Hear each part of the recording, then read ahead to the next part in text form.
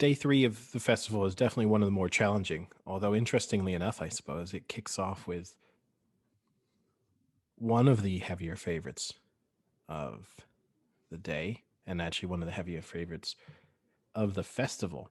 And so, if you've had a tough day 1, if you've had a tough day 2, then you have to start painting the dream on day 3 with the Marsh Novices Chase, in which Envoi is the 4-6 favorite.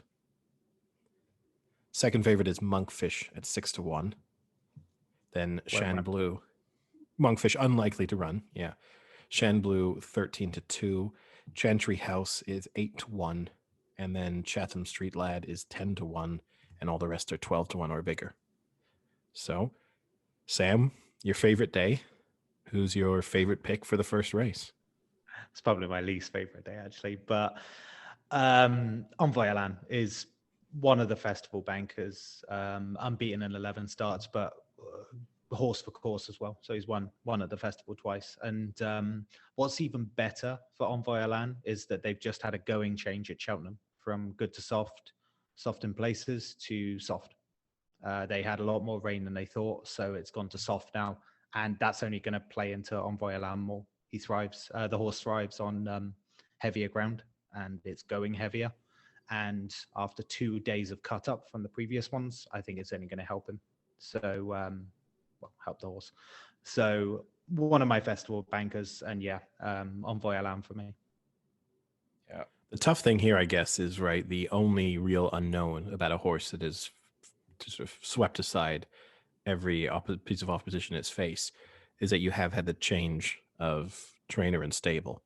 So this was, now a horse being trained by Henry de Bromhead will have gone to a different stable, will be going through a different routine in the build up to Cheltenham. So that's the kind of question mark, if there is going to be one, around whether or not it is the kind of banker of the day. Yeah, I mean, literally took every one of my notes there. Unbeaten in 11, goes on all ground, but prefers a little softer. And only issue could be that change to de Bromhead, and now you're nitpicking, is the feed a little different that they have? He's not going to like it, or, I don't think that's going to be an issue here, especially with the competition maybe just being Sham Blue. It's not that great of a race, so I don't see an issue here. Yeah, and it's one of those, where occasionally the thing that works for a horse's favor at Cheltenham is that some of its potential rivals have obviously avoided this race, thinking that they're up against something they can't beat. So it has made the field a little bit easier than it might have been otherwise, simply because you get the feeling that other trainers and other owners have decided it's not worth it. Some little notes, I suppose, on the race itself. 9 of the last 10 winners were 6 or 7 years of age. So it checks that mark as a 7-year-old. 7 of the last 10 winners won their last race prior to Cheltenham, which is another positive. 10 of the last 10 winners had raced at least one time previously at Cheltenham. And 10 of the last 10 winners had raced at least 3 times over hurdles. So historically speaking, all things point towards Envoi winning this race.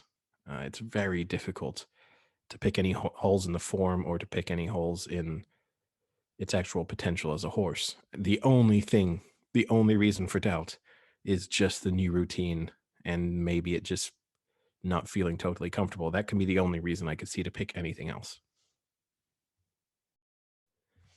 Now, if Envoi has been turned over in the first, at that point, it might be a case of anything will do, I think, for most gamblers out there.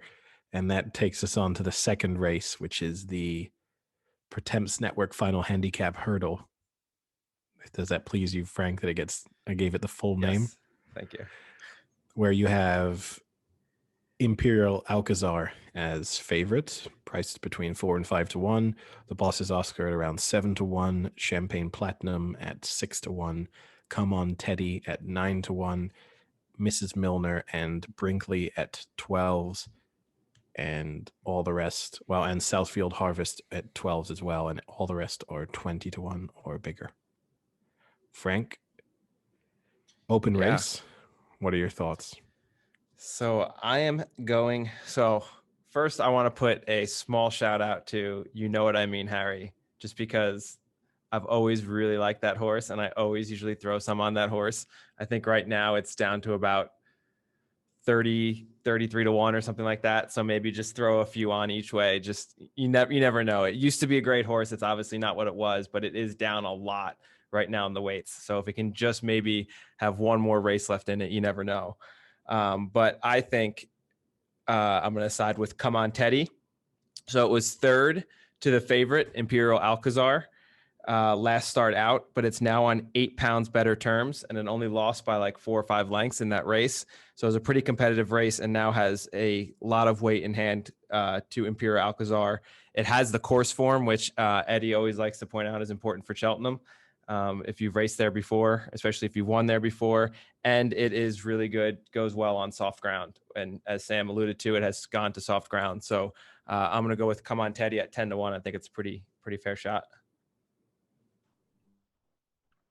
Sam, where are you leaning? It's a big field. It's a tight handicap. But the interesting thing is, like, even though there's a lot of horses, the handicap is obviously trying to make it as fair as possible. 6 of the last 7 have actually been 11 or 1 or less. And when you look at this field, there's only 4 horses that actually apply within that. So not that I deliberately narrowed it down to like 4 horses, but it starts to guide it when you look at historical trends like that for the number that have been run. Frank actually raised a point that Come On Teddy. One of the things I saw in this race was that who had beaten who. That's always a good thing in the run up to Cheltenham. And Imperial Alcazar, even though it did win and it beat Come On Teddy, the weights have now favoured Come On Teddy, and it was only by about 5 lengths, I believe. So combined with previous runs at Cheltenham, granted not wins, but combined with previous runs at Cheltenham, if you're looking at the top of the market where most people win the Pretence at, I think Come On Teddy is probably a good shout here. I just don't see the value in what is probably the better horse with Imperial Alcazar. If you're looking at over double the odds for a horse that's getting 8 pounds and ran it to 5 lengths last time out on similar ground, I think there's value in Come On Teddy. So I'm going to go with Frank here. Well, I am going to disagree with the two of you. I'm going to go for a good start for for Gordon Elliott, I guess. And I'm going to go with the boss's Oscar, who is joint highest rated in the race along with Imperial Alcazar. And I think has a decent chance of running a good race. Not the most heavily run horse in the world going into a race of this sort. Maybe more question marks than you would want, but seems suited to the trip and the conditions, and maybe has the potential to improve beyond some of the rest of these in the field. So that's where I'm going. Also have the benefit right. It's around between 6 and 7 to 1. You're getting 5 places with a lot of bookmakers. So even as an each way bet, it's okay. Well, if you've not had a winner in either of the two first races of the day, you might be feeling like a bit of a melon. But now you'll be turning your attention to the Ryanair Chase. Another one where some of the market principles will not be featuring because they are racing in other races at Cheltenham. But you have Allaho at top of the market at around 4 to 1. Min is second favorite at 6 to 1. Imperial Aura also at 6s. Melon at between 6s and 7s. Mr. Fisher at 8 to 1. And then the rest are all 8 to 1 or bigger. This race does finish Sam Crow, a horse that isn't quite on politolog levels for having gone out of its way to make my life difficult, but it's not far off. Sam, what's your pick for this race? This is I really like this race. The good thing about this race is actually that the British usually win it, which is quite rare for one of these high-profile races, that the British trainers usually do better than the Irish. So since 2005, it's 12 to 4. But I do have my namesake in there, Sam Crow, and there's a lot to like about Sam Crow. About 12 to 1, as you say. And what's interesting is last time out against some of these, Sam Crow actually won. So beat Mellon, for example. So there's actually some good stuff there to go with Sam Crow. But when I'm caught between Min and Mellon, this is kind of my problem here. I'm not actually a big fan of the favorite, but I'm caught between Min and Mellon because Min last time out really didn't jump well. Okay, yes, Chacun Pour Soi and fine, but it just didn't feel right. The whole thing didn't feel right last month, and I just wasn't a fan of the fact that, because I would have put that Min as favorite if it had jumped well in that race. Like Min still would be favorite for this, but I'm actually going to go Mellon because I'm picking it for the opposite reason of why. Like Sam Crow beat Mellon last time out in the renewal of the same race, but since then Sam Crow has kind of gone a little bit down, not really hit the heights that a lot of people saw it. But Mellon has actually had 3 very credible runs since then, and I'm going to go for Mellon. I just think Mellon is running better, has run better this year or this racing year, and Min, there's still a big question mark over seeing how half-assed it felt like it jumped last time out. I wasn't really a fan of it, despite it being in like really good opposition. So the fact that you see them roughly at the same price makes me think I'll go for the one who's coming in with better form. So Mellon for me. You mentioned the fact that this historically has been a decent race for British horses. I am going to be going British with Imperial Aura, who a little bit concerned it unseated the rider last time out when a relatively heavy favorite. Hasn't beaten a tremendous amount this year, it has to be said, but did race extremely well at Cheltenham last year. And I think is a horse that's just suited to the course, and feel confident in the fact that it can produce some of its best. And for that reason, I think it's decent value. I think it should be closer to favoritism.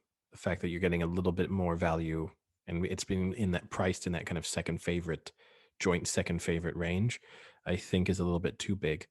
So that's where I'll be going. Ooh, I like what you said about British trainers winning, and I'm going with an Irish horse. And I am going with one of the most annoying Irish families in horse racing, Joseph O'Brien. Oh, and dear.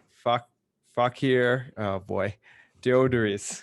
It's about as good as I can say it. No way is that your best attempt. Oh, Fakir. Wow, this is Sounds like you're saying, Deodoris. I can't do it. fuck you, Deodoris. yeah, that's how he's going to be feeling when it gets pulled up. Well, it's hit the frame in 4 out of the last 5. Last race, oh God, here we go again. It was second to Chacun Pour Soi in that race. Now, here's the thing I will say is, when we look at the trends for Cheltenham races, the overwhelming majority of times, historical trends would show you that the race before Cheltenham is key to the performance at Cheltenham itself. This is actually a race in which the majority of recent winners did not win their race prior to Cheltenham. So only 4 of the last 12 winners won their last race prior to Cheltenham. Well, there's only one horse. Oh, no, there's not one, but there's only one horse in the top 10 that's won. So only True. Allaho. And that kind of context for certain races is important, because it might just be that this race is the target for a lot of horses that have been beaten by sort of bigger and better horses. So that might be the trend, but it is just worth considering, because I do think sometimes people do look at that form guide, see recent defeats, and before Cheltenham they get put off. And this is one race at least where that doesn't have to be the kind of guiding bit of, form. Yeah. I mean, I'm going to go with the O'Brien horse, 8-1. Like I said, it was second to Chacun Pour Soi in the last race, and there was actually other good horses behind it. It wasn't like it was just those two racing. So it put up a pretty good effort last time out. It was second last year in its Cheltenham race. I think it was the Novice Chase. It's won at this distance before, so it checks a lot of the boxes. I think there's decent value there, although it has gone from 11-1 down to 8-1 now. So I'm gonna go with the O'Brien horse, because O'Brien's gonna win one. He always finds a way, and this is a pretty open race that he could find his way in there.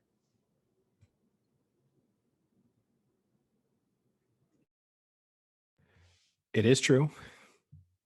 It is true. Now, the next race, which is the Stayers Hurdle, maybe offers the opportunity for a little bit of vindication, because it sees the return of Paisley Park to Cheltenham, who last year was one of the major disappointments of the festival when suffering from heart difficulties and basically never got into a race in which it was an odds-on favorite. So last year took down a ton of accumulators, I'm sure, one of the bankers of the festival for many people. And you see it make its reappearance here, having shown good form so far this season. First race of the season, a little bit iffy, but last time out performed well. And it is currently the 15-8 favorite. You have Sieur de Burley at 9-2, Roxana at 11-2, Flooring Porter at 7-1, Vindication at 8-1, Lisnagar Oscar at 9-1, Fury Road at 10-1, the Storyteller at 10-1, and all the rest of 14-1 or bigger. So I'll keep this one quite simple, where I think that Paisley Park is the sort of star horse in this race. And I'd rather go down on my sword on this one, just backing the horse that I think is head and shoulders above the rest if it's anywhere near its best on the day. And rather than kind of risking feeling as if I got a little bit too smart and tried to make a creative pick here. So for that reason, I'm going to stick with Paisley Park. Yeah, I'll let Sam talk about Paisley Park, because he had tipped Paisley Park earlier in the year when it lost. But it looked more back to form when it reversed the form with Time Hill and the last race out. It has the course and distance form. Like Eddie said, I'd rather back the horse that is the best horse in the race and kind of let that beat me than try and pick a crazy outsider, hoping that Paisley Park doesn't have the form that it once did. So I believe I tipped up Paisley Park to reverse the form against Time Hill. Easy's Land is where he's made a mess of Easy's Stayers. Land was the one that was a bit of a just Paisley Park all day, every day for me. But another thing about this race as well is probably sentimentally one of my favorite races at the festival, because of growing up with big bucks winning. And the best thing about big bucks winning is it didn't win it with a swagger. It just was a grinding horse. It would never win by 8, 10 lengths, 12 lengths. It would always just dig out victories constantly. And I love horse like that. I love the Stayers Hurdle for that exact reason. And one of the best things about Paisley Park, it won the event well in 2019, obviously well known and documented why it didn't do well in 2020. But since then, it lost to Time Hill on its return. Connection said that's absolutely fine. But what was so impressive about it in the long walk at Ascot when it beat Time Hill was that 1 or 2 out, maybe just jumping after the second, it was beat. It was 10 lengths back. It was beat. And it jumps over the final, and the power and the turn of pace near the end of 2 mile going into the 3rd mile, that it managed to make to pip Time Hill on the line was really impressive. And it was one of the things that has stayed with me this season, actually, seeing Paisley Park do what it did. And with Time Hill not being in this race, because I believe kind of injuries kind of ruined his season, I think the horse, the form holds up, the horse holds up, the horse looks in really good stead, and I don't see anything beating it. Actually, I think 15 to 8 is great value from what I see at the moment. If it wins, it will look incredible value. If it loses, and I know that you could say this of any race, but this is truly one of those examples of if it wins at 15-8, people will question how a horse with its pedigree has managed to go off such a big price. And if it loses, and people will look at the last 12 months and say there's no reason as to why it should have been such a short price. I will say my only little bit of an outsider tip, not that it's a huge outsider, if the cap fits, would be my each way bet for this race.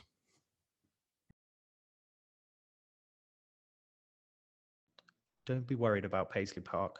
A couple out if the horse is down by 4, 5, 6 lengths. Don't be No, worried I'm really about it. sorry. There I'm is sorry. a long run in at Cheltenham. That's fine. No, Sam, that's fine. Don't rule it out. But if you tell me, if I had a decent bet on it, if it was 2 out, it is 6 lengths off the lead, I will be concerned. Unless it's traveling like a steam train. Like if it's not off the bridle yet and it looks super comfortable, that's one thing. But if he's getting to work and 2 out and it's 6 for, I'm not going to be sitting there thinking, oh, when can I cash this winning ticket in?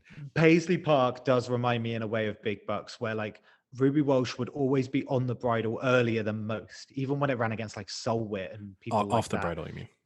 So it would always be off the bridle. Like it would always be looking like this could be the end of it, and it just stays. It's the purpose of the race, right? And I think Paisley Park is that exact horse as well. So yeah, Paisley Park for me. Did you say Paisley Park, Frank? Yeah. It's a clean sweep. It's and so if Paisley Park delivers, that'll be top notch for the Big Show podcast. And we'll then be able to move on to the Paddy Power Plate with a little bit of money in our pockets, which is another wide open race, big field, in which you have Far Class top of the market at the moment, around 7-1, a Wave of the Sea 8-1, the Shunter at around 8-1, Caribbean Boy at 9s, Mr. Whitaker at 12s. And to be honest with you, the market is all over the place depending at which bookmaker you're looking at.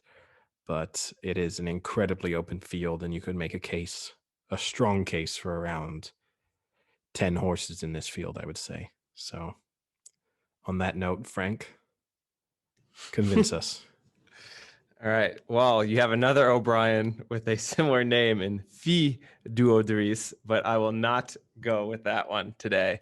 I am going with Mr. Whitaker. So Mr. Whitaker was third in this race last year, beaten by 3 lengths. It's actually 2 pounds lower in the ratings now than it was when it got third last year. So that alone for me checks the box. When you look at that race, it was raced on soft ground. Again, same distance. So I don't think there's any issues there with the ground. It's been decent in its races this year, but you can tell it was definitely a lead up to this race. I'm assuming once they got third last year, they kind of wanted to target this race again. It has won at Cheltenham before, and unfortunately it was 25-1 open up in the market, but it's now drifted down to 12-1 or drifted up to 12-1. I don't know the correct terminology there. Drifted in to 12-1. There it's drifted all over the place. It's just going, that horse just likes to drift. But yeah, I like Mr. Whitaker. He has that previous race form with this specific race, and a good each way bet. I think if you're getting 5 places at 12, 14, might end up 14-1. That's not a bad deal. Sam, what's your pick? So I am going with Umbrigado at 11-1. Now, one of the main draws of this is how impressive the statistic is that David and Martin Pipe have won this race 10 of the last 24 renewals. And when you look at how crazy tight the handicapper is with it, how big the fields are, and how close the racing is, that is a seriously impressive feat, and they must be doing something right for this. And the best thing about Umbrigado, when I looked at Pipe's horses, is that it won the Greatwood Handicap and Newbury as well. And that's a good litmus test for this race. And lo and behold, Pipe's horse won it. The only issue I have is I haven't seen the penalty that this horse will inevitably carry because of that win. I still think that whatever Pipe does in this race, he does something additional, like the experience of training winners for this race will carry him over the line. So Umbrigado for me at 11-1. I was tempted to go Umbrigado as well, because the other thing that it has going for it is that if you look at its last 3 runs, for example, it has won on good, soft, and heavy. So you have no concerns over whatever the conditions of the ground are on Thursday. The only thing that put me off slightly, I have to stick to what is not my rule, but will be classed as my rule, and that's previous form at Cheltenham. And that is what concerns me a little bit. Not that it raced terribly last year, but just maybe not the performance that you'd want to see. And I am going to side with a horse that has never raced at Cheltenham, as far as I'm aware, having been a relatively recent acquisition and move over from France, and go with Caribbean Boy, who, you're looking at, in some respects, an unknown quantity in many ways, hasn't really set the world on fire since joining Henderson and coming to the UK, but definite potential there, and in a wide open handicap. That's where I'm going.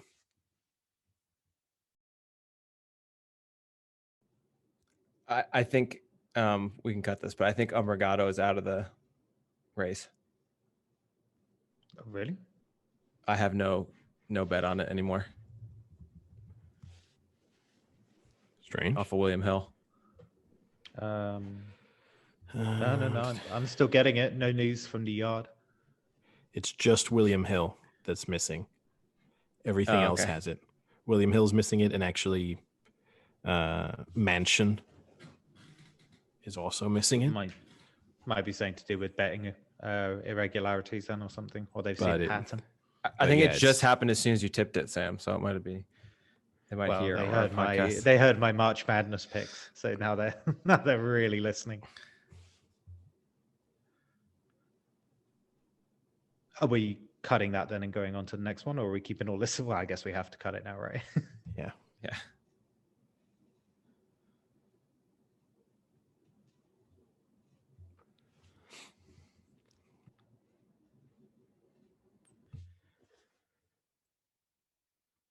Oh, Eddie, you've got a good one.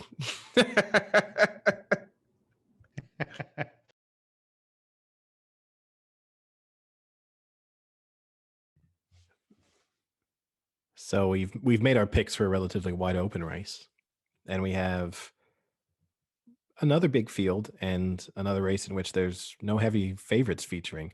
And you can use form maybe to make your pick. You can try and look into recent runs from the horses or performance of the trainers over how the jockeys are doing, but it might just be worth walking up to a random person on the street and saying, "Tell me something, girl," and seeing which horse she picks for you. So with that in mind, why don't we make our predictions for the Marsh Novices Hurdle? No sponsor mentioned in this one. Frank? It's the Parnell Properties Marsh Novice Hurdle. And Well, it's better that you say to that girl, "Tell me something, girl," than, "Hey, let's hook up." Who's the favorite here at 9-2? Well, to be fair, if I ask her to tell me something, she picks the favorite, I might be asking to hook up afterwards. So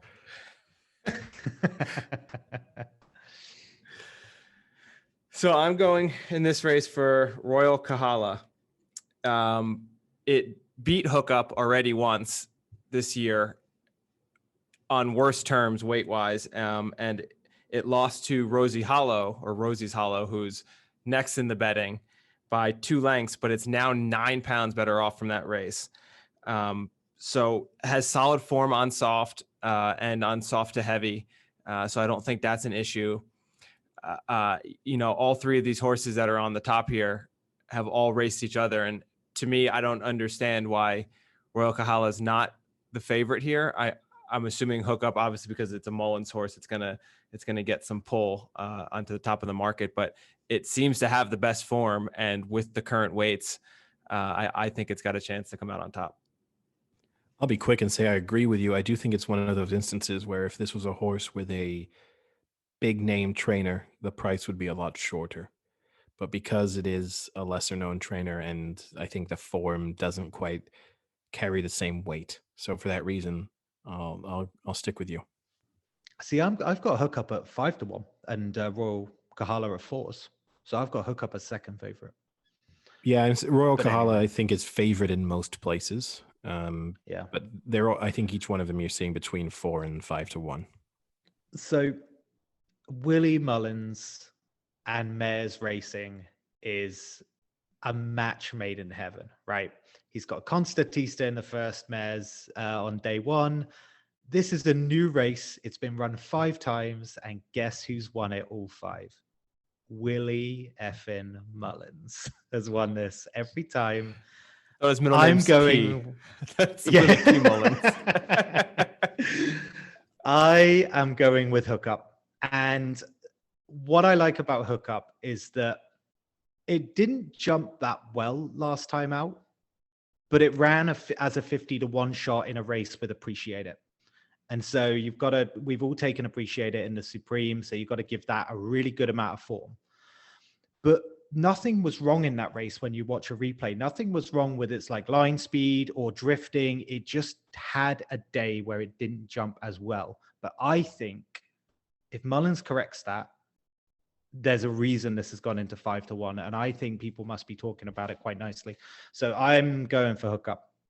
I think you've got a nice 5-1 shot. Mullins has not lost this race. Mullins loves his mares. It's a match. It's a great line from the movie Replacements for anyone who's a big Keanu Reeves fan. When they get in the huddle on the final play, he goes, "So who else besides me wants the ball?" And the deaf guy goes, and he goes, "Yeah, let's hook up." It's a great Keanu Reeves. Just the way he says it. He's like, "Yeah, let's hook up." It's such a terrible movie. And then they play the "We Can Be Heroes" song after he catches it. Wow, I mean, look, Frank, you got to say, even between a quarterback and a deaf receiver, that's a great plan of attack. And hopefully we can put together something similarly well thought out for the Kim Muir Challenge Cup. It's almost too seamless now. He's become too good that I don't even know when he's transitioned.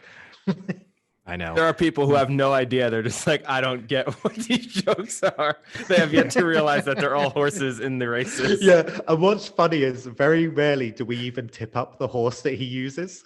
I almost intentionally pick one from further down the odds just so that they... Well, with my pick, you didn't go too far. I've gone for a bit of an outsider in this one. Well, we'll see then. But worth saying, I suppose, that Time to Get Up is the 9-2 favorite. This horse, I have honestly no idea how I'm supposed to. Deus Alba, 8-1. Hold the Note, 8-1. Mount Ida, 10-1. Plan of Attack, 10-1. Shantu Flyer, 12-1. Musical Slave, 12-1. And all the rest, 14-1 or bigger. So, Sam, you're picking a big priced horse. Who is it? I have found a good little value in a 20-1 shot called Snow Leopardess.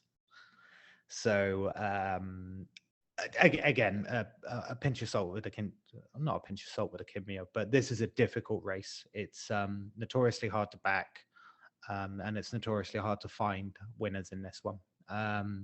But what I liked about Snow Leopardess, looking at all the favorites, looking at all the people at the top of the market, is that you look at kind of the ratings that Snow Leopardess had gone off. It had won a pretty competitive Class 2 at Haydock in November, same ground, soft, so the going change is going to help. But then it ran at Weatherby and it got beaten by a horse called Canelo, which runs now at a rating of 147. And for this race, the Kim Muir Challenge, that's actually a pretty good marker to only get pipped by Canelo, who's running just below 150.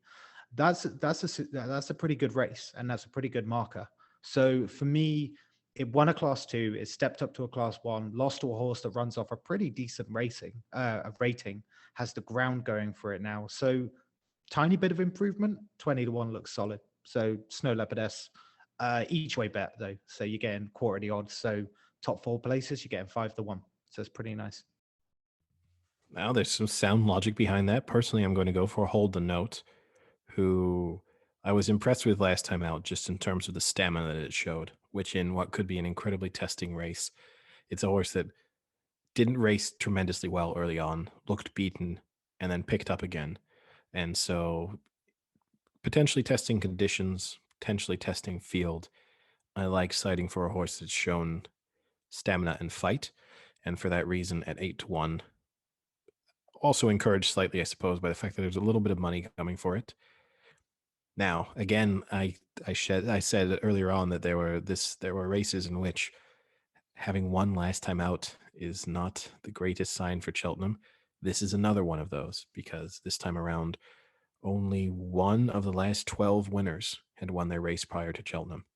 So if you look at if that historical trend holds true, you do actually have a couple of horses at the top of the market who did win their previous race. Frank, are you bucking the trend? Or are you looking down the field? Where are you going? I'm kind of staying up top. I'm going to go with Chanteau Flyer. Here's a horse that used to be, a really good horse, running in grade 1s, grade 2s. It used to be rated as high as, mid 150s. Now it's down to 140. It's not what it used to be. It's 11 years old, but it might just have one race left in it. It looked pretty decent. It was second last time out. Pretty good figure. I don't know. I just think, it's a wide open field. Maybe it's got one more good race left in it. Go out on top in Cheltenham and see where it goes from there. I don't have a strong opinion on it, but I think that's just one of those horses, that used to be, you used to always see it in all those big races, and now seeing it down into a handicap chase at the last race on Cheltenham, maybe it's got something left in it. Well, that wraps up day 3 of the festival. So, as I've asked you before, if you had to stake your reputation on a horse from day 3, who are you picking? Oh, it's so difficult not to say Envoi Elan. Yeah. I'd be more inclined to say Paisley Park. But Envoi Elan is just too good. It might arguably be one of the best horses, the most consistent and dominant looking horses to come out of Ireland in a while, jumps wise. So what would your second be then? Paisley Park would be my second. Envoi Elan, I think it's, no matter how much you like a horse, I think Envoi Elan is the horse of the day.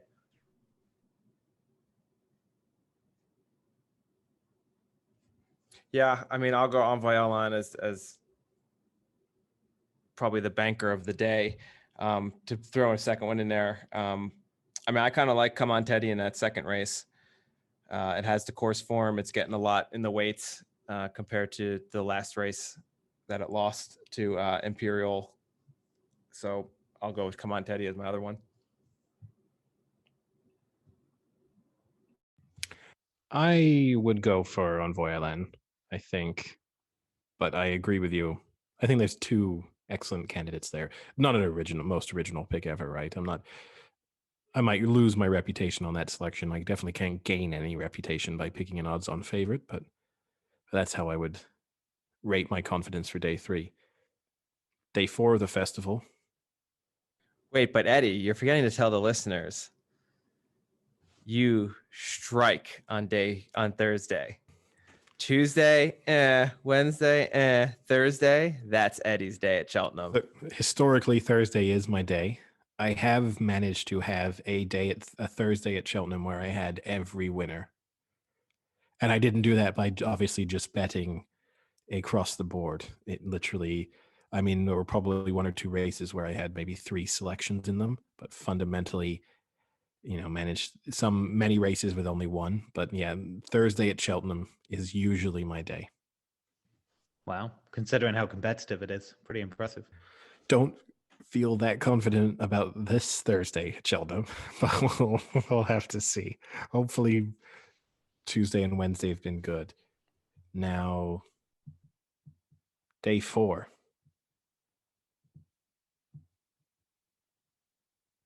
If you've had plenty of winnings on day 1, day 2, day 3, you might be moving into a new bracket. You might feel like you're about to go to tax to the max. But can you start the day with the JCB Triumph Hurdle with a winner, whereas Zanahiyr is the 7-4 favorite? Sam, how are you kicking off the day? Great little opener, really competitive little race. It's always a good one to kick off the day, the Triumph. I'm going with, actually, it's worth mentioning that this is the race where Goshen obviously had its very unfortunate incident last year, where it looked to be absolutely cruising and then unseated the rider to much people's dismay, which was a bad start to the final day at Cheltenham because most people felt pain there. But for me, Quixilios in this one, I like. Beat Saint Sam, which I tipped up on day 1 or 2. I can't remember which, but at the end of day 1, I think it beat Saint Sam, who is a good horse, and beat it pretty handsomely by like 6 lengths in a Grade 1. It's unbeaten this season in 3 starts. But watching that race at Leopardstown, what I really liked about it is in the win over Saint Sam, the change of pace, again, similar to what I said about Paisley Park, it was like 2 or 3 out, just coming around the corner. The change of pace from Quixilios was seriously impressive. And St. Sam isn't a slow horse.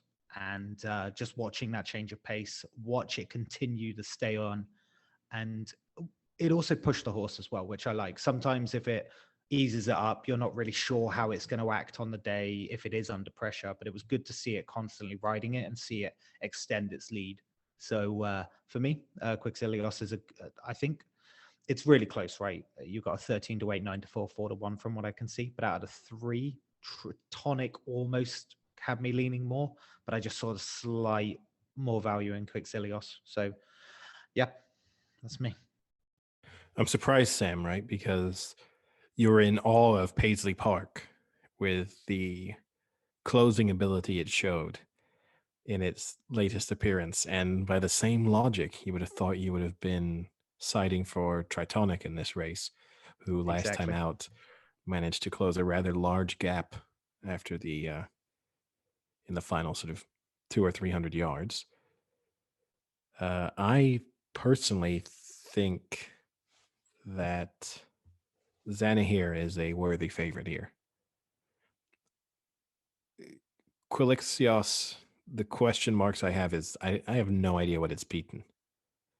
I know you've mentioned St. Sam, but you're talking about a horse that's gone off as a 1-16 favorite in a 4-runner field. So to make too many assumptions about the quality of its form, I think is a little bit of a stretch. It could be anything, because obviously it's beaten everything that's been put in front of it. So who knows?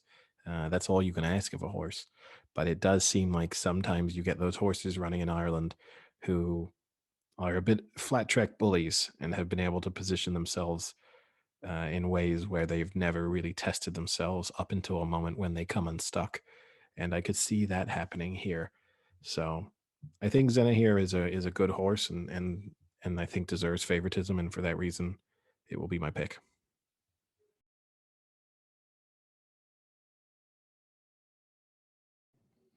It's also worth noting, Zanahiyr did also beat St. Sam by 14 lengths a few races ago. But I'm going to go with Sam on this one and go with Quixilios. I don't know how you pronounce that one. No, that's it. Quixilios. Yeah. Yeah, it was one of those French horses that was in super high regard, bought by Cheveley Park. It beat St. Sam, which was a Grade 1 last time out. So yeah, maybe it hasn't beaten much, but it's still a Grade 1. It does have some to find in the ratings with those other horses, especially Zanahiyr. But I think it could just be an up and coming horse, and maybe it hasn't beaten anything yet because it hasn't had the chance to, and this is the opportunity. So I'm gonna go with what Sam said and go with Quixilios.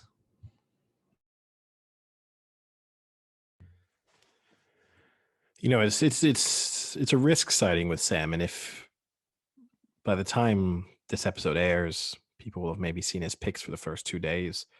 If he's just had loser after loser, we might have some listeners chasing after him, and we might have to send Sam into witness protection. But before he disappears, before he's too difficult to find, let's see what your pick is for the McCoy Contractors County Handicap Hurdle.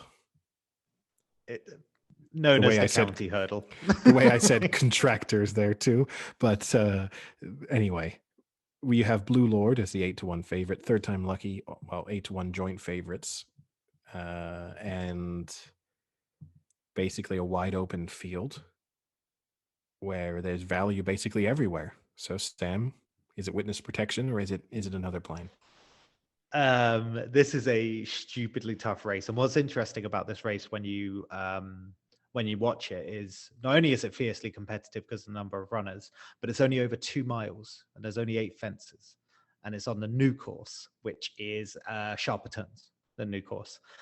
You actually get this weird thing with the county hurdle where it is so competitive that when you are in flat racing, you might have a better horse that's boxed in, never gets a run, can't get out, so it can't really get that true line to be able to kind of go on and win.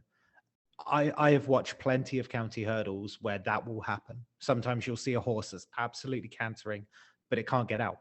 And this therefore throws up some pretty unexpected ones, because some of the best horses can't get the racing line, and some of the better horses get the best jump and they're out in front, and that's exactly why they go on and win.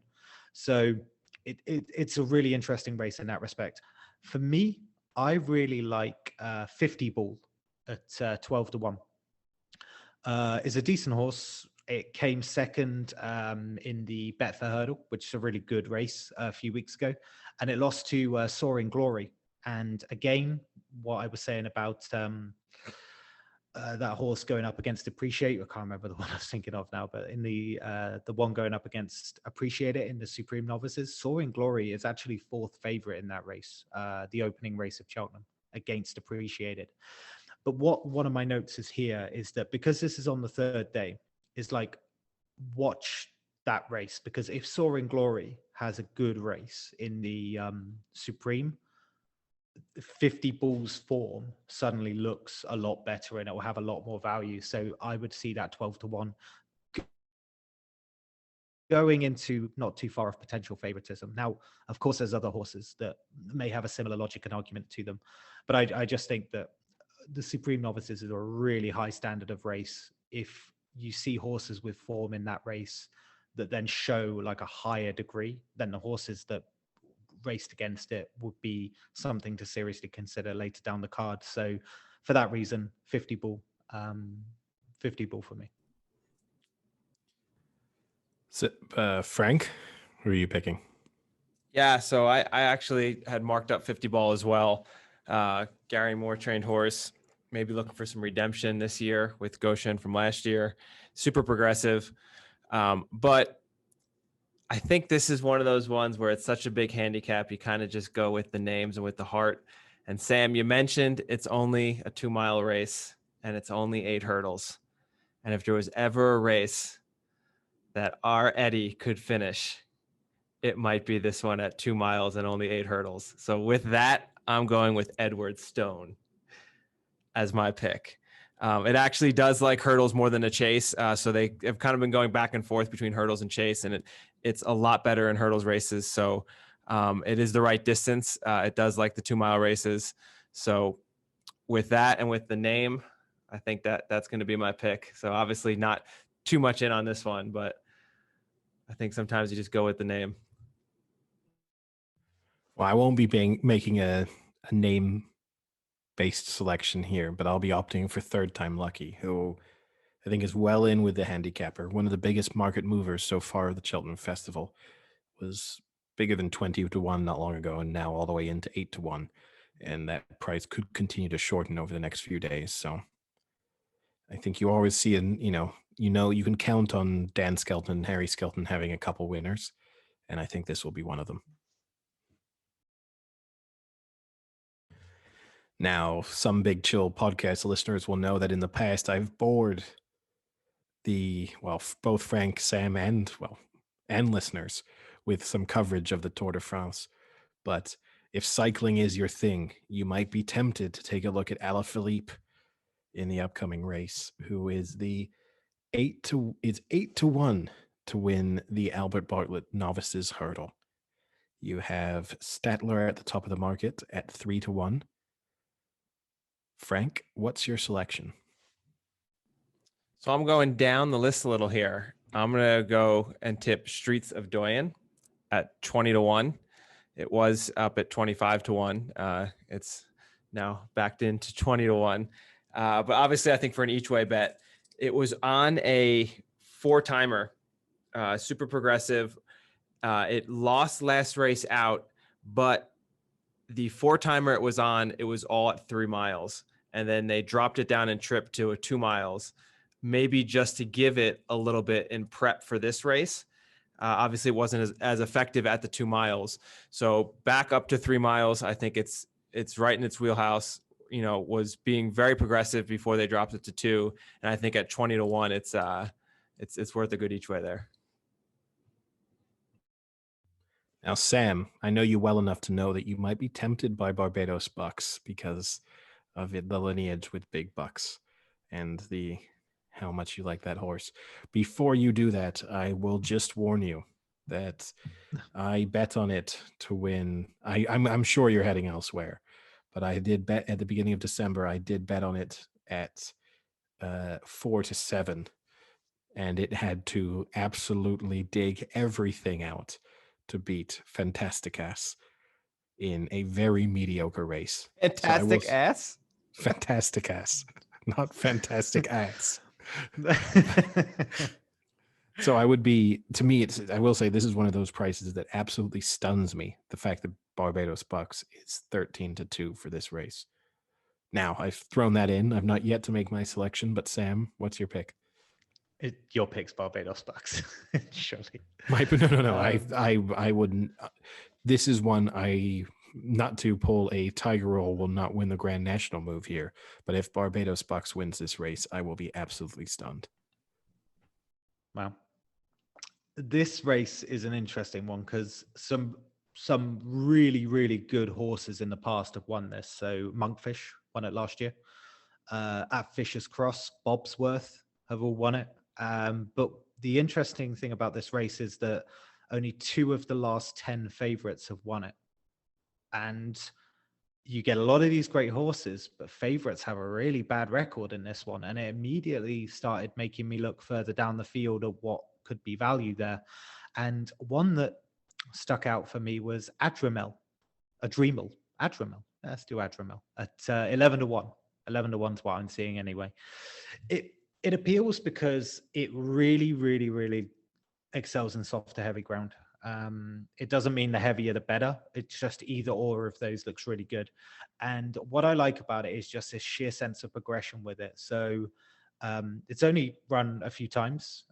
It won a Class 4 maiden, won its maiden, straight to a Class 2, won, then won a Class 1. And on midway through day 4, that ground is going to be seriously cut up. So I think Adrimel has a nice bit of value at 11-1, and I think the ground will suit, the race will suit, the step up will suit, and I think a little bit of value.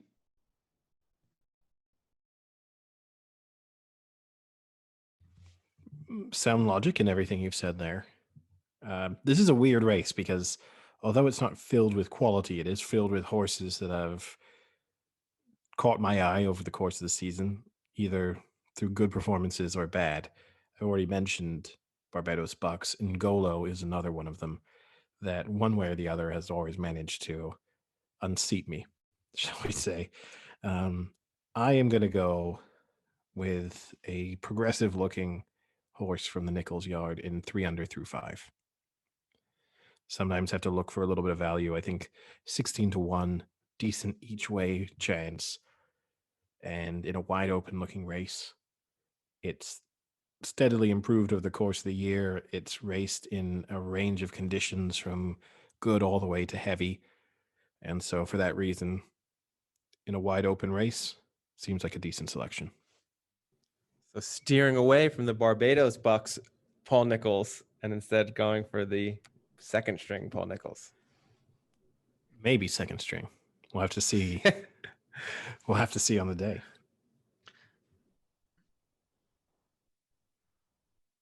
Where are you going with the next one, Eddie? Well, you know, if I've only picked losers so far, I might have to say, see you later, à plus tard. And for that reason, we'll have to turn our attentions to the Gold Cup, where Boum Photo is 5-2, the champ, who probably produced the most, I'm not going to say striking, maybe memorable performance of last season's Cheltenham Festival.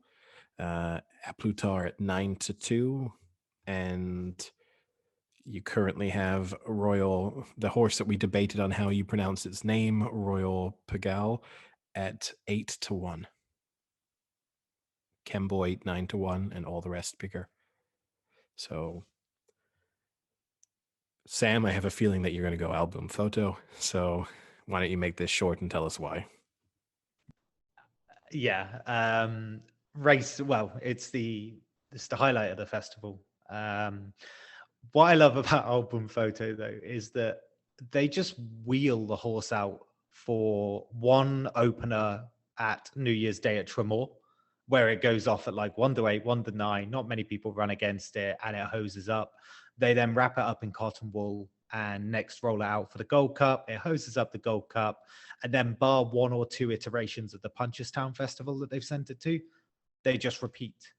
They have an absolute strict logic and routine and plan with this horse, and they have just done exactly the same again. They sent it to Tremor New Year's Day. It hoses up. They, I don't know, hibernate it. I'm not sure if it exactly hosed up on New Year's Day this year. That would be my concern about it being 5-2 for a Gold Cup. It did nothing wrong. Okay, let's reverse it then. It did nothing wrong. So I had it 11-4, so I'm guessing it's gone in a little bit of a point to go to 5-2. I don't see anything beating it. It's going to be, the hat trick's really important. Yeah, for me, the 11-4, 5-2, whatever it is good value. And actually, I like as if you say this as if this is some huge discrepancy in price that I've offered you. Yeah, I had it at 8-1s, and now you're giving me 2s. There's some good shout out horses in here though.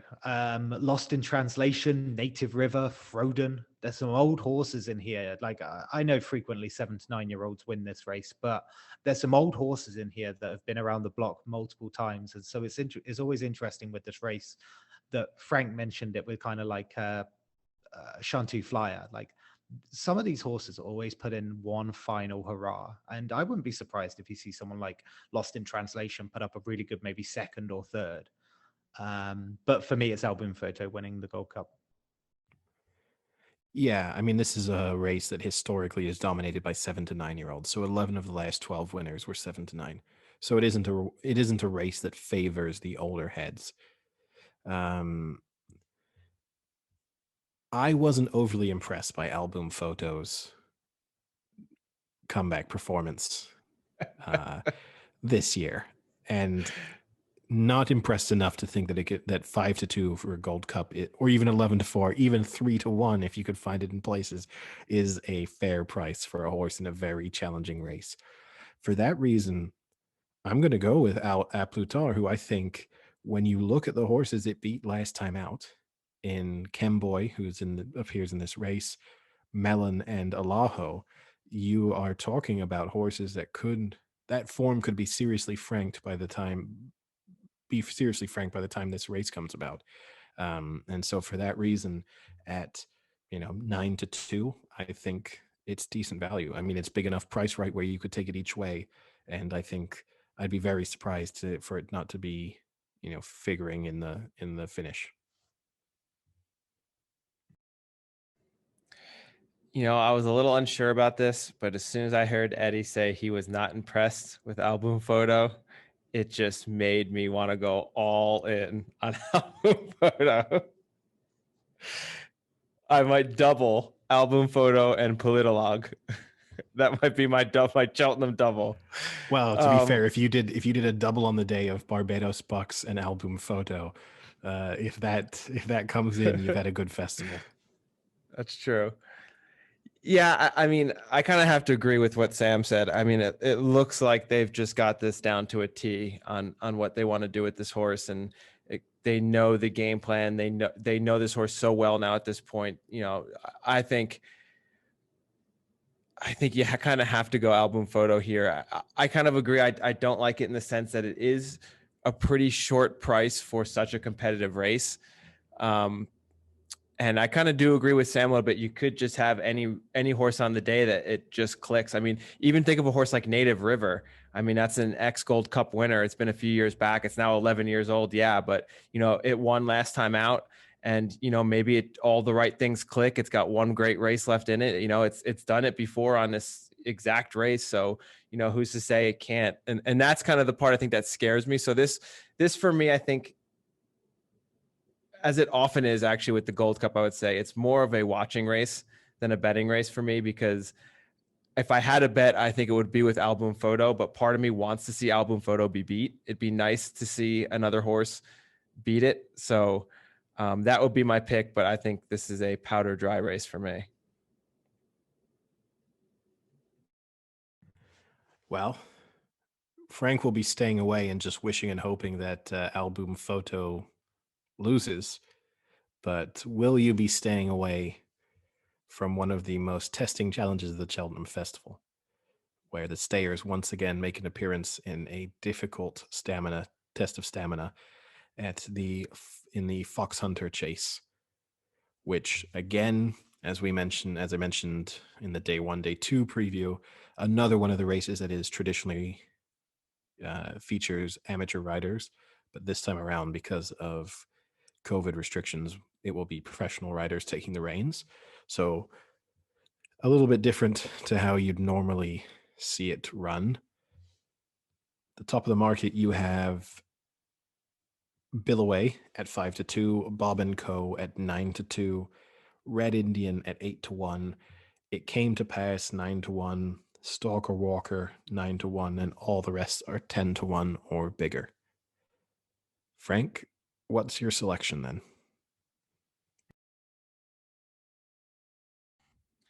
Yeah, I'm going to stick close to the top here. I'm going to go with Bob & Co. So it's won at this distance last year, and it actually beat a decent horse out. It beat, I think it was a Mullins horse, or maybe, it was a Paul Nichols horse, which has then gone on and done pretty well since this year. So it's got some decent form there. It's back to its winning ways this year. It won at albeit a shorter distance, but it did win its only race so far this year. And it also just got a wind op recently. So there could be a little extra in the tank, even though it can get the 3 mile too. With that little extra tank from the wind op, I think it's a decent bet. And I'll be more likely to go in more on this one than I would Album Photo.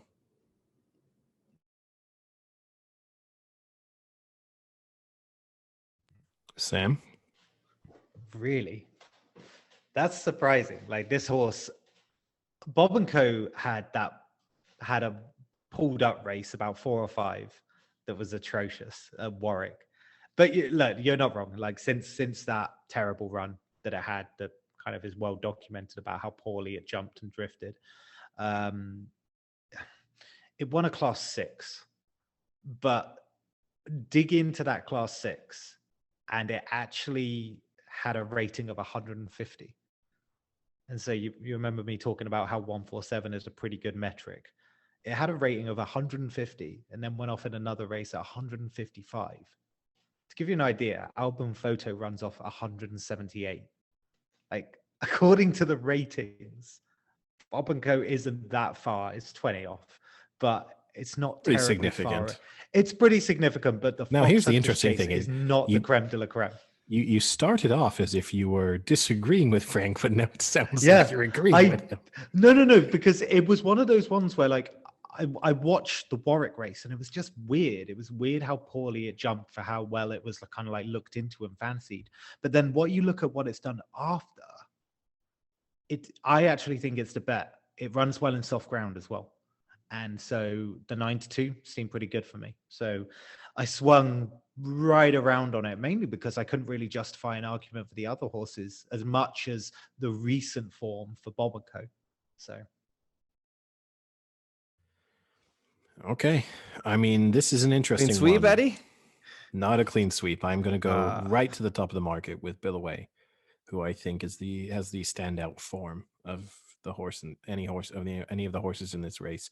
Also, a little bit of a redemption race for it because obviously it went off favorite, 11-4 favorite last year, and was beaten by one of the surprise winners of last year's festival. In It Came to Pass, and this is a rematch here, obviously. Although once again, Billaway goes off favorite, but I will be sticking with Mullins, who has a good record in this race, and hoping that he once again delivers. I mean, I think if we are all correct, then Mullins will just be having an absolutely fantastic festival.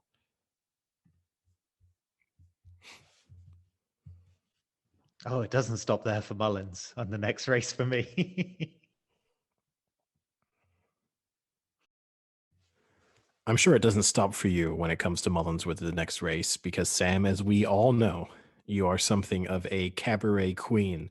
So you will find yourself right at home in the Mrs. Paddy Power Mare's Chase, at which you have a relatively heavy favorite in LMA at 5-4, Colreevy at 11-4, Shattered Love at 5-1, and Magic of Light at 10-1. So Sam, Cabaret Now, Queen Eddie, himself. You went Cabaret Queen. You could have also went Happy Diva. Both fit. Could do a little Sam special on this race. So Reverse forecast. This is the first running of this race. So this is a new race for the festival. No historical trends to go on, but it is a mare's chase. Now, what do we know about mares? Who loves a good mare? Willie Mullins. Not me, certainly, but Willie Mullins does. So, oddly enough, Mullins has the top two in the market, Colreevy and Ellamy. Ellamy, for me, is the best horse here. It beat Shattered Love, which is the third favorite, beat it quite handsomely. And Colreevy is definitely a threat. But when you compare both, Colreevy has history at Cheltenham, and it does well in Ireland, but it hasn't done well. I think it's had 2 outings at Cheltenham over the past couple of years, and it has not run that well. It doesn't really live up to the expectation of what's expected. So there's more doubt there. And I think that's why the market kind of fairly reflects LMA as favorite versus Colreevy, because I think there's more to come from LMA, and we could see a good Cheltenham run here. So a hat trick of mares for Mullins for me. So I'm going LMA. Yeah, I'll keep it short. I agree with Sam. This looks like it was the main target for this horse in LME. Mullins thinks really highly of the horse. I read in an interview he had, he really, really likes the chances here for LME. So that would be my pick. I am going to give a shout out on an each way, though, to Happy Diva, who's currently sitting at 20-1. So you can get some decent odds on an each way bet. Purely for the Cheltenham form it has. Last 5 races, second, first, second, and a fall. So as long as you can get past that fall, that's really good form at Cheltenham. It just seems to really like that course, that track. So I think that's a decent shout out for an each way at 20-1. I'm sure it will appreciate the shout out. It will be just the horse in the stable listening to us. Just like, oh.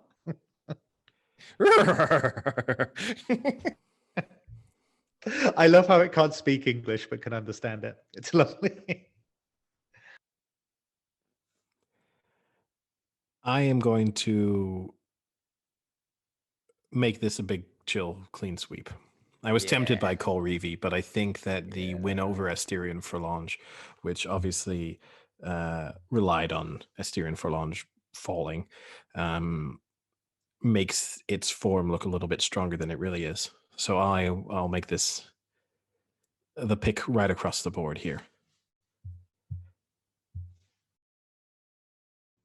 Here we are at the end of the road. We are at the end of the road. And as you reach the finish, there's only one thing that you can do, and that's pop some champagne gold and enjoy wrapping up the Cheltenham Festival. So, final race. Sam, how are you finishing things off? This is a complete crapshoot at the moment, this race. I'm pretty sure when you look at the field of declared runners, every single one has an entry before this race. And that is the biggest problem with this race is by the end of it, you have no idea if the horse is running because it did really well, if it lost badly, so they think it can do more. Most people just plonk it in this race and it just becomes so tough because you can only really know what's going on this race until maybe like midway through the third day even, because there's some in there that are going to get like Ungolo has an entry into this race. It's a really difficult race at this moment to put anything on, but looking at some of the history, 7 of the last 10 have been 11-1 or bigger, which really doesn't surprise me because a lot of people, this is their second, seen it a couple of times, a third race as well. But for me, I'm going to go with Champagne Gold. So it's a 14-1 shot. It ran well at Leopardstown last month. But what was good about that as well is that a couple of times it hadn't run as well, but it dropped down and then ran well. So the connections clearly saw that it wasn't staying as well as they wanted. And then they put it down from 2 mile 4 to 2, which helped the horse. And this is a 2-mile race. So I think that's going to help it again. But again, who knows? Champagne Gold might be 33-1 by the end of this. It might be favorite because 15 of them are pulled out or 10 new entries have come in. It's a tough one. It's a really tough one, but Champagne Gold at the moment. Frank, can I make a prediction as to which horse you will select? Yeah, go ahead. Monte Cristo. Do you think it's because I enjoy a Monte Cristo sandwich? Yeah. I love Monte Cristo sandwich. And that was going to be my pick based off of name, but I'd actually pick Champagne Gold as well. But you know what? I'm going to be swayed because the stat I had was 6 out of the last 10 are last time out winners, and Champagne Gold is not a last time out winner. So I will go with the highest rated horse in the field, who was a last time out winner, Monte Cristo. Coming out of Nicky Henderson's yard. Wow, Eddie, you swayed me. You zigged and you zagged there. Wow. You swayed me. I did. I was going to go Champagne Gold, but you put me on to the Monte Cristo. Who doesn't enjoy a Monte Cristo? French toast with like a ham and grilled cheese. You dip it in syrup. Oh, it's so tasty. Well, it would be a tasty finish to your Cheltenham Festival, that's for sure. You could buy a lot of sandwiches if that winner comes in. I'm going to be slightly unoriginal here and take Gentleman de Me as my selection, currently the 9-2 favorite. The reasons for that, I mean, it's an incredibly expensive purchase at 280,000 euros. So obviously, big things are expected of it. And when you then factor in a little bit what you touched on, Sam, I think this is one of the few horses that might be really eyeing this up as the target and the goal for the festival. Whereas for a lot of the other runners, it will be if conditions don't suit elsewhere, or if things either go really well in a previous race or really badly in a previous race. So for that reason, it's something that I have more confidence than maybe I should. But it's so difficult to judge because obviously you're looking at a horse that raced 2-7 in a 16 runner field, I think, last time out. 18 runner field. So I've shot holes in the form of other horses, and it's the hole in this form is so big that Gentleman to me could run right through it. But I'm still going to think that Mullins rounds off the festival with a winner. And that makes it his 23rd of the festival. If we've done I think he's won every race. Yeah, this is not far off. Who are you betting your house on them in that one? If you had to take one of them in your day, my banker of the day that I'm staking my reputation on, Zanahiyr. Okay, I thought this one would bring some interest. Frank, what's yours? Actually, I'm going to change that, because often I've staked my reputation on what might be the banker of the day. And this time I'd like to finish the festival off by staking my reputation on a bolder selection. So my reputation will come down to A Plus Tard winning the Gold Cup. There it is. Nice. Okay. I am so in an album photo now. It's unbelievable. I might contact everyone I know and see if I can get a loan from them to just lump it all on album photo now. Oh, this is as much of a lock as you can get it. I'll go with LMA. Pretty unoriginal, pretty heavy favorite, almost odds on, but I like Sam's assessment of Willie Mullins and the Mares. Sounds like a really bad cover band or something, doesn't it? I'm actually going to stake it on album photo. I had a little tete-a-tete for A Plus Tard. I would have gone LME actually, but that would be kind of my second one. But I just album photo.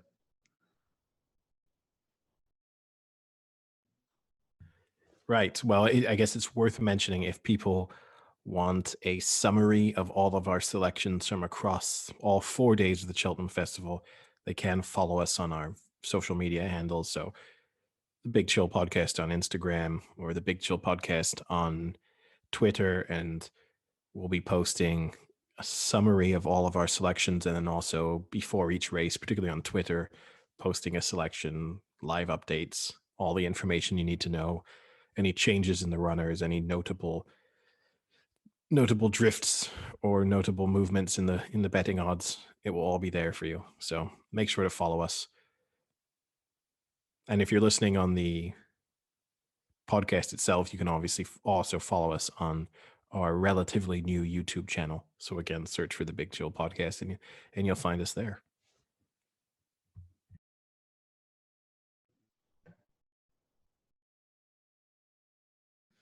Yeah, it looks like I'll be up early to watch the races on ITV, I hope.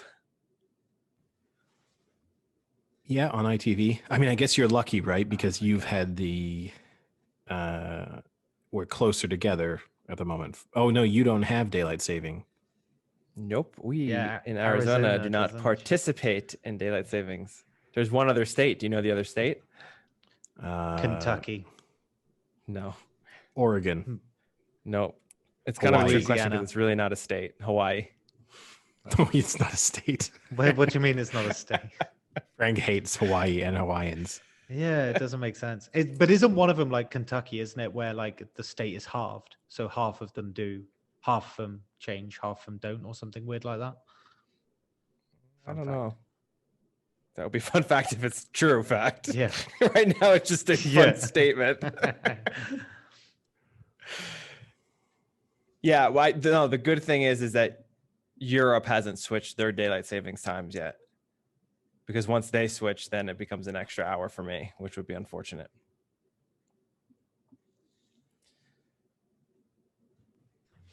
Right. Well, I'm sure we'll need our rest ahead of a busy day, but any other little stories or tidbits to throw out there before we wrap things up?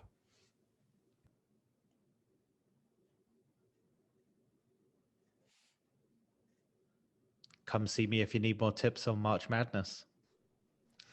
Yeah. See how he's so confident now. Yeah, that is worth mentioning if anyone didn't if anyone's, because these two episodes will come out relatively close together, if anyone is interested, if you somehow missed Sam the Squid's prediction powers, you make sure to listen to the March Madness episode where you will get him making his full bracket selection with absolutely no knowledge.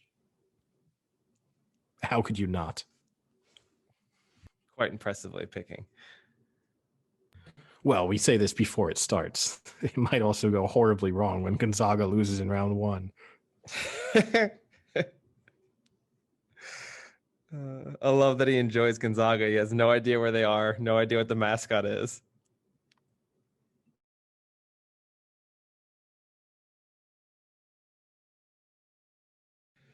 All right, boys. Well, with that, I guess I'll talk to you later.